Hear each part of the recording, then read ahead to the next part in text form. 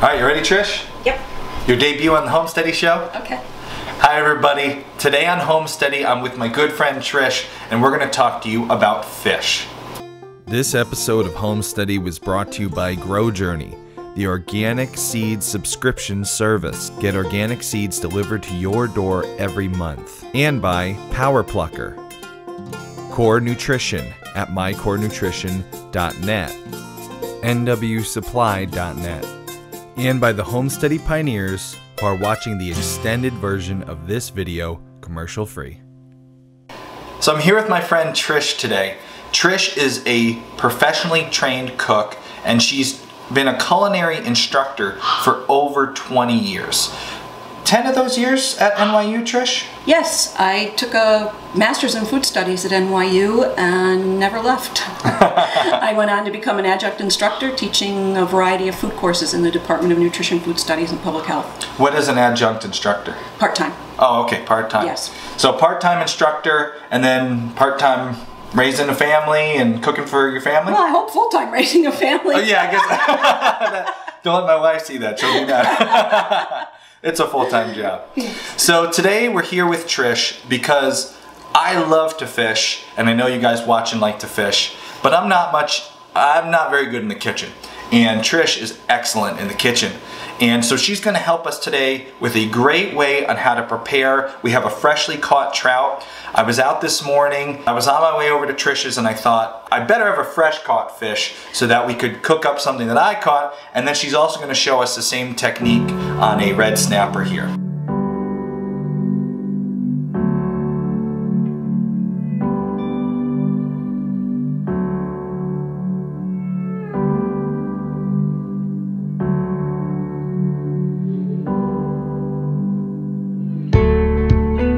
I was out this morning in the rain. On my way to Trish's, I was passing by one of my favorite fishing holes. And I thought, you know what? I know where the fish are. I bet I could catch a trout. I only had about 10 minutes. But I thought 10 minutes is plenty of time for me if I go to my favorite spot. So I jumped out of the van. I hit the fishing hole. It was pouring rain. I put my raincoat on and I was casting in the rain. Sure enough, I was able to hook up to a nice trout, which we have here. Beautiful. And I was a little worried. I almost lost it. As I was casting, I felt the hit, and I turned around to give the camera a thumbs up. And while doing that, the fish swam into a bush almost, and I was messing around with it, but I was able to fling it over my shoulder, and hopefully the GoPro caught that.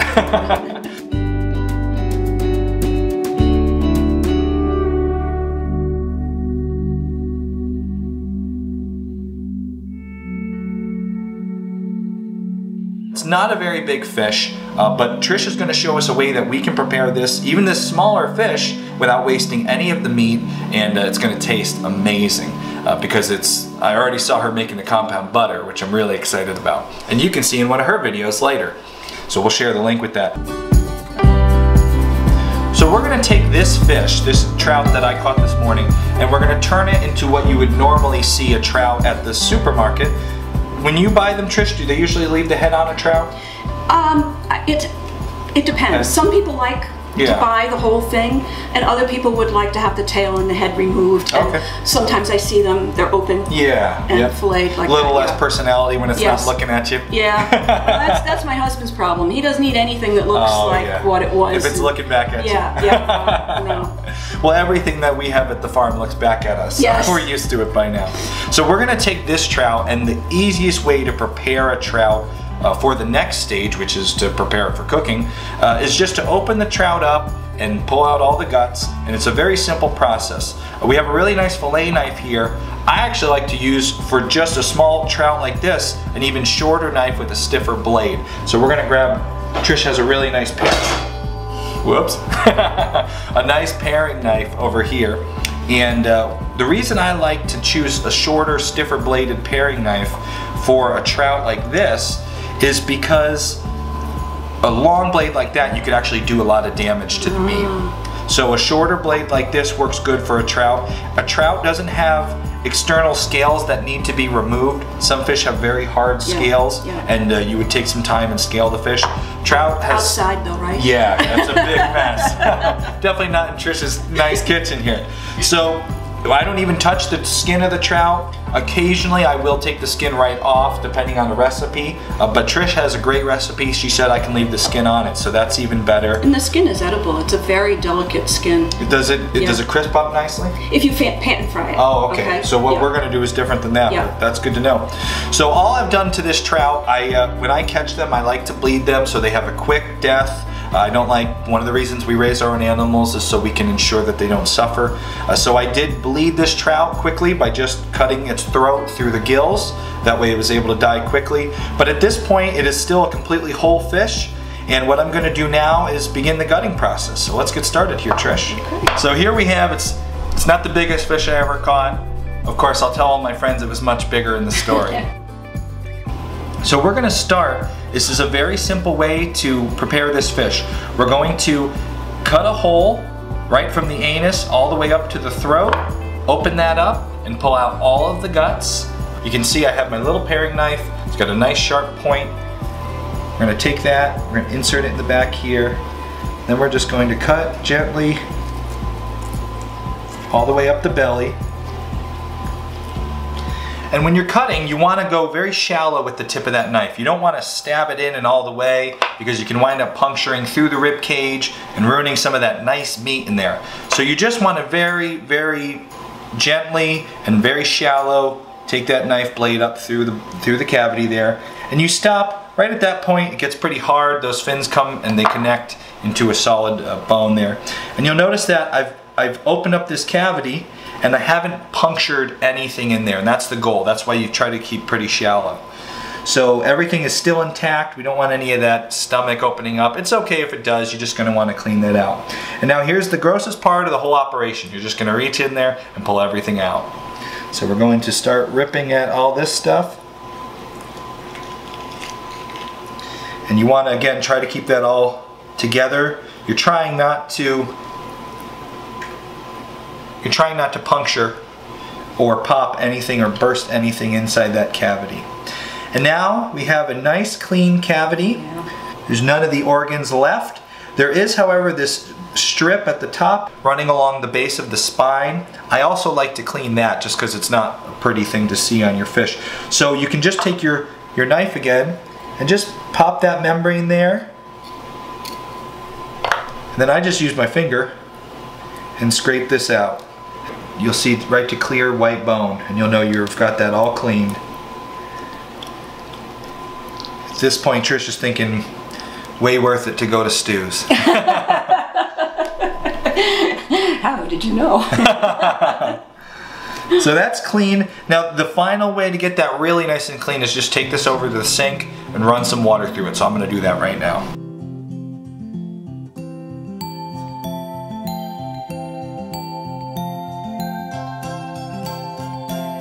At this point, you can see it's gorgeous. We have a nice clean cavity. It's nice and clean. And I also made sure that there's no more organs up here by the gills. You could take this fish, you could cut the head off, you could cut the tail off. If you're eating with somebody who doesn't want that staring back at them, maybe you do that. Consider your audience. We're gonna just take some time to snip off these fins because they do get in the way and there's some sharp bones in there. Yep. So. And also the skin is edible, so you don't wanna have to work around the fins either. Oh yeah, that's a great point, Trish.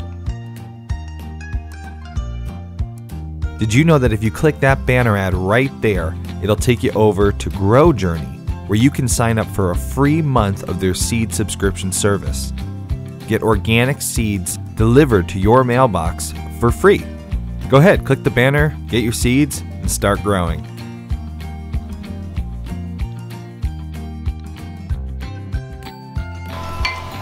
So my catching skills this morning weren't lacking, but my knife skills a little bit. At this point, we're gonna hand this over to Trish, and she's gonna show us how we can turn this beautiful, fresh piece of fish into a delicious meal, because I am lacking in my kitchen skills. So Trish, what do we do with this? This is really, really simple. Open this up, we're gonna season it a little. Just a little bit of salt. You wanna hold that for me? Sure. Alright. Just a little bit of pepper. I'm gonna take these lemons and cut them in half. 1, 2. time. Oh man, that's awesome. And that's it. Okay, and then I will eventually put a little oil on the skin before we put it in. Put it on a pan, and we'll bake this at 400 degrees, maybe 8 to 10 minutes. It's a pretty small fish. She's got to rub that in. Yeah. And bake it for maybe 8 to 10 minutes, and it's as simple as it gets. What kind of oil do you like to use on a fish? I'm kind of prone to using olive oil for everything. I know a lot of people don't believe in cooking with it, but there are some olive oils out there that are extra virgin, cold pressed, that are not too expensive. Stu Leonard's in particular has great ones. And I just find that I like it from a health point of view and from a taste point of view. Great. And you just drizzle a little olive oil on? Just to keep it from sticking. Great. Yep. I want to take this home and cook it up for dinner tonight. So Trisha's you got to make sure. I'm going to forget half this. I got to rewatch the video. Well, and we're going to send you home with the red snapper too, because I know your son likes that. And unfortunately, my fish was not big enough to feed the family. Yes. So. Just keep rubbing that in.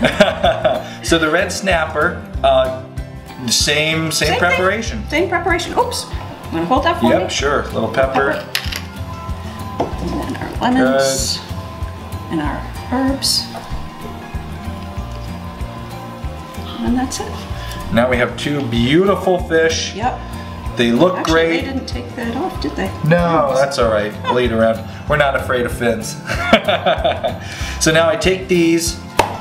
Shall I wrap them up? No, I have disposable pan, so I will give you that to take home. Okay, perfect. And I'll put the oil on them and everything before. Awesome. And I'll write the instructions on the foil, okay? I'm gonna need that. Well, thanks, Trish. This looks amazing.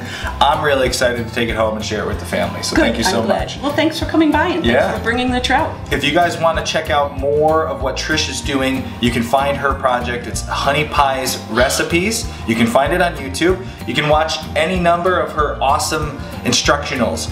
If you're like me, bad in the kitchen, she has a great first lesson to teach you knife skills, help you pick a knife, help you sharpen that knife. And now she's going through from lesson 1, lesson 2, she's getting into how to cook fish, how to cook lamb, and no doubt you're gonna see some of our farm's meats here on the cutting board. So we'll look forward to seeing more of your lessons, Trish. Go check out Honey Pies Recipes. Search it on YouTube. And your website is honeypiesrecipes.com, Trish? Yes, it is. All right. Well, thanks for being on Homesteady, Trish. Thanks. We'll get you back next time I catch something big enough to bring.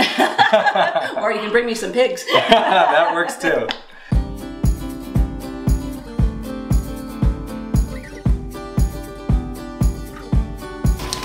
Trish wrapped the fish up nicely for me. She's given me the instructions so even I can't mess it up. I'm gonna take this home and cook it for the family. Get outside, find a fishing hole, see if you can catch yourself some fresh fish, and if you can't, you can always go to the store and buy it. And until next time, don't forget to subscribe.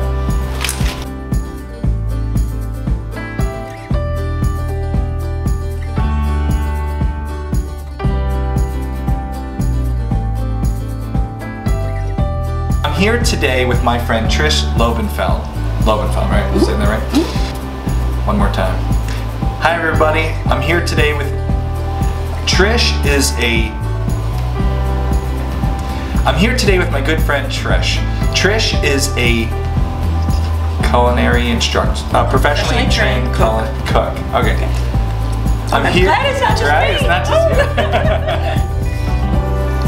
you. So I'm here today with my friend Trish. Trish is a professionally trained cook. I'm here.